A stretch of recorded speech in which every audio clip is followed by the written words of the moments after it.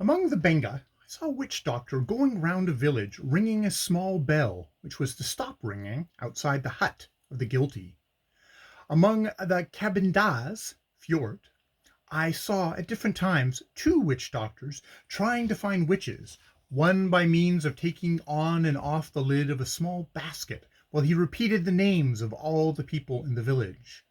When the lid refused to come off at the name of a person, that person was doomed. The other Cambodia doctor first tried throwing nuts upon the ground, also repeating names. That method apparently failed. Then he resorted to another, rubbing the flattened palms of his hands against each other. When the palms refused to meet at a name, and his hands flew about wildly, he had got his man.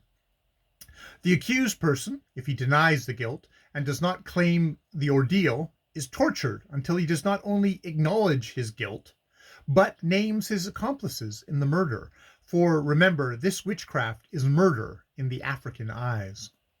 If he claims the ordeal, as he usually does, he usually has to take a poisoned drink.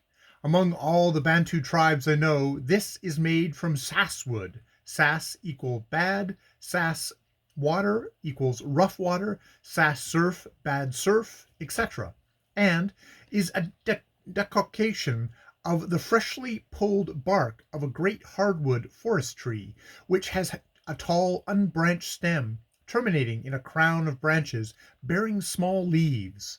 Among the Calabar tribes, the ordeal drink is of two kinds, one made from the Calabar bean, the other, the great Juju drink, miabam, which is also used in taking oaths.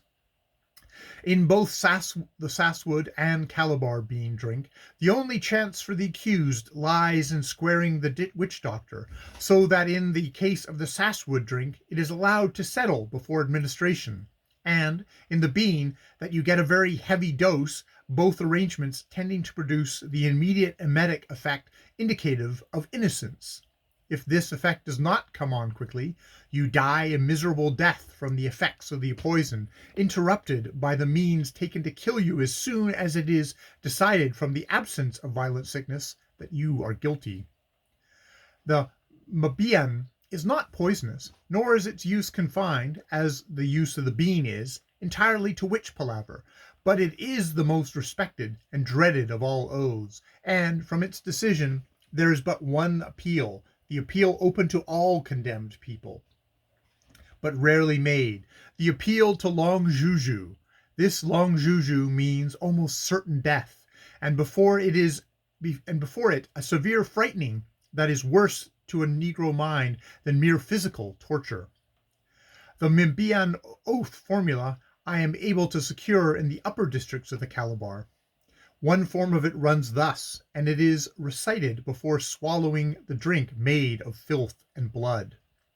If I have been guilty of this crime, if I have gone and sought the sick one's hurt, if I have sent another to seek the sick one's hurt, if I have employed anyone to make charms or to cook bush, or to put anything in the road, or to touch his cloth, or to touch his yams, or to touch his goats, or to touch his fowl, or to touch his children, if I have prayed for his hurt, if I have thought to hurt him in my heart, if I have any intentions to hurt him, if I ever at any time do any of these things, recite in full, or employ others to do these things, recite in full, then, Miabam, thou deal with me. This form I give was for the use when a man was sick, and things were generally going badly with him, for it is not customary in cases of disease to wait until death occurs before making an accusation of witchcraft. In the case of Miabam, being administered after a death this long and complicated, oath would be worded to meet the case most carefully, the future intention clauses being omitted.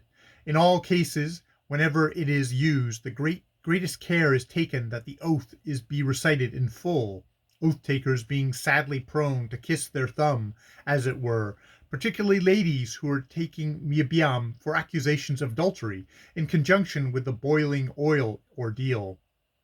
Indeed, so unreliable is this class of offenders, or let us rather say this class of suspected persons, that someone usually says the oath for them. From the penalty and inconveniences of these accusations of witchcraft, there is but one escape, namely flight to a sanctuary. There are several sanctuaries in Congo Francais. The great one in the Calabar district is at Oman.